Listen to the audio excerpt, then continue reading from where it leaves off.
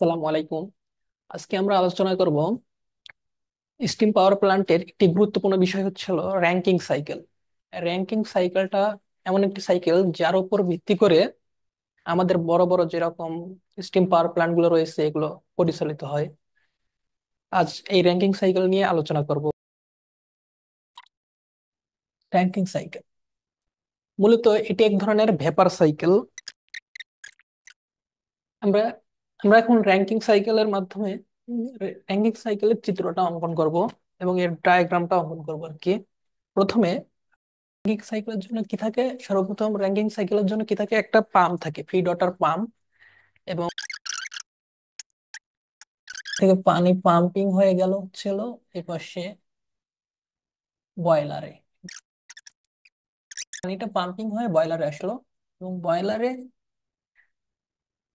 পানিটা বাষ্প হয়ে এটা আসবে এখন টারবাইনে পড়বে, একটা টারবাইনে পড়বে। এই বাষ্পটা পড়বে এবং এই এক্সট্রা যে ব্যাপারটা কিংবা বাষ্পটা থাকবে ওইটা আমরা আবার কন্ডেন্সারের মাধ্যমে আবার হিট ওয়াটারের মাধ্যমে বয়লার পাঠাবো। এখানে একটা কন্ডেন্সার ইউজ করব। এই পাশে আসলো কন্ডেন্সার, এটা ধরো একটা কন্ডেন্সার। কন্ডেন্সারের মাধ্যমে ঠান্ডা হলো, এটা একটা কন্ডেন্সার। কুলিং টাওয়ার এই পাশে আসলো, আর একটা কুলিং টাওয়ারের মাধ্যমে এটা কাজটা হবে। এটা ছিল কন্ডেন্সার, টারবাইন, যার মাধ্যমে আমরা এখানে একসময় অল্টারনেটর ইউজ করে বিদ্যুৎ উৎপন্ন করতে পারবো। মূলত এটাই একটা হচ্ছে হলো র্যাঙ্কিং সাইকেল। এর মাধ্যমে আবার এই পাশে দেওয়া আসবে, কন্ডেন্সার মধ্যে ঠান্ডা হবে, ঠান্ডা হয়ে আবার ফিড ওয়াটারের মধ্যে আবার বয়লার যাবে। এইভাবে পুরো প্রক্রিয়াটা একের পর এক ঘুরতে থাকবে, একের পর এক চলতে থাকবে এই নিয়মটা।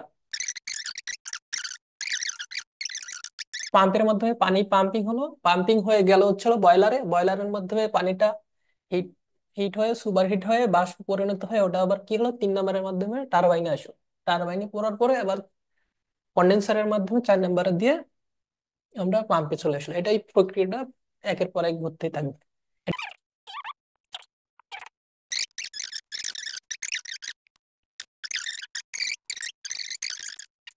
থেকে দুইয়ে যখন আইসেন্ট্রোপিক প্রসেসটা ঘটলো, তারপরে সেম প্রসেসটা ঘটছে 3 থেকে 4। আবার 2 থেকে 3-এ রিভার্সিবল আইসোবারিক প্রসেসটা ঘটছে, ওইটাই আবার কি 4 থেকে 1-এও সেমটাই ঘটছে।